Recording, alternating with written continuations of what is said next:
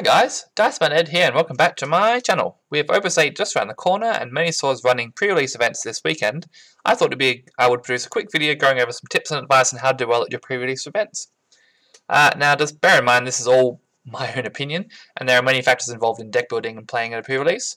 I do pretty well at limited events. I won the last 07 pre-release in my state and I won the 2018 limited event at Nationals last year.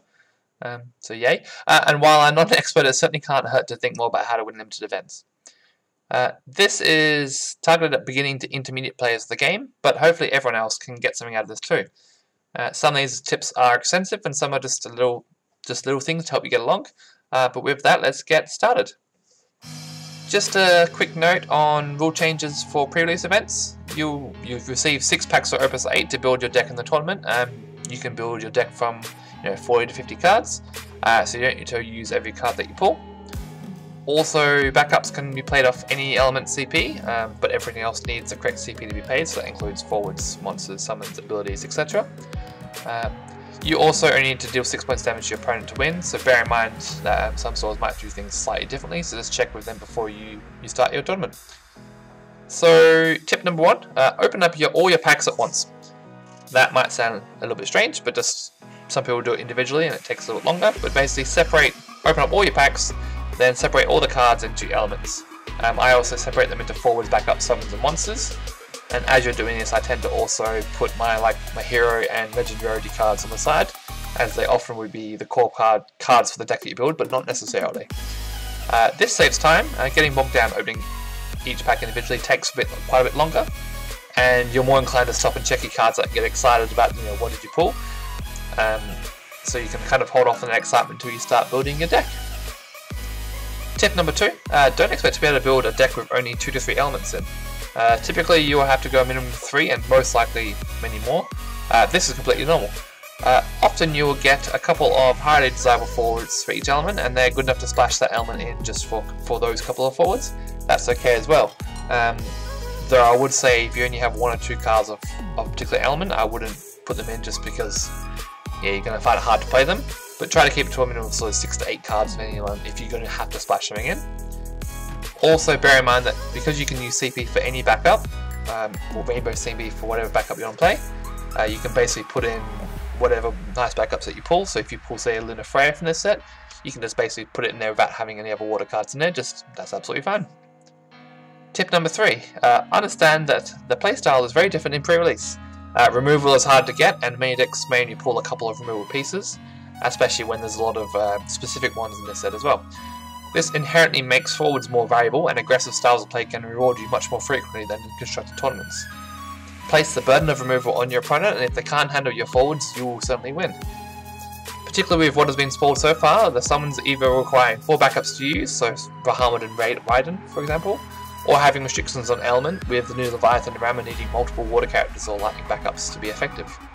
And also bear in mind, when you are building your board, that Medine exists in this set, so if your opponent isn't playing forwards, when you're playing your forwards down, just bear in mind that they might be setting you up for a Medine.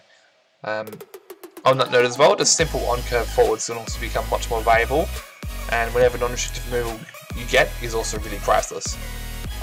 I know for my Opus 6 limited events, 3 CP cane did a lot of work for me, and sometimes just having that big body is enough to get you the win. Tip number 4, you can have more than 3 of a card in your deck. This is kind of important. Sometimes there are cards that just net you value and also allow themselves to search themselves out. At the last limited event I played at, I used 5 copies of the Opus 6 lock, the one that filters top 5 cards for a category 6 character on a 7k body, and it was great. Every time I used it, I would normally pull another one and just be used for CP. Finally, get to know some of the power play cards in the set. Spoiler Season certainly helps with that. Cards to look out for are Arden. This guy will pull this and play it and hopefully you'll win. From what I've seen so far, there isn't a lot of removal that gets rid of it, apart from maybe Death Gaze or a couple of things that would have to combo to kill it basically.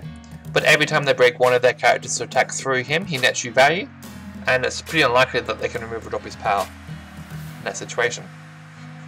Lava Spider. I really like this card. I'm a fire player at heart, so just seeing this kind of makes me happy, but aggression win games or aggression wins games in PR events, and this little gem means that all your little boys are suddenly going to be trading up with their big boys.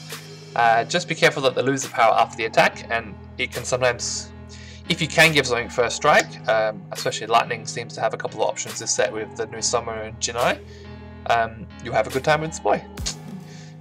Archer, it's an on-curve forward that can blow up a big target. It's removal and a body on in one package, and it's really good. Maybe I'm wrong, but I kind of like this card in pre-release just because it kind of has the option to be a body and also a removal piece, when both those things are kind of core to what you should be doing in a pre-release tournament. Sakura, similar to Archer, except that it's an enter the field removal. Also pretty nice, but don't ever expect to get that second effect off, because it's going to be very difficult for you to get 5 lightning backups in any situation, especially in a PR sort of game. Finally, Prompto, and he's guaranteed removal on an EX burst, which is really awesome, and he can also one of the few pieces that can situationally kill Arden, which I think is kind of thematically correct because they're both in the same game, which is kind of cool. Definitely a strong card that you, even if you're just running them and have no other Earth cards, Prompto would be absolutely fine to run. On that note though, I'll definitely check through all the rest of the spoilers before going to your pre-release, just so you have an idea of what you might expect to see, and some of the removal pieces that you may need to see as well. Cool, and that's all. I hope you enjoyed the video and that you got something from the tips and advice that I gave. If you have any other tips or advice, just pop them in the comments and so other people can have a read them and then they can see how they're doing the events. But let me know how you go in your pre-release events and enjoy yourselves. Thanks for watching guys, till next time.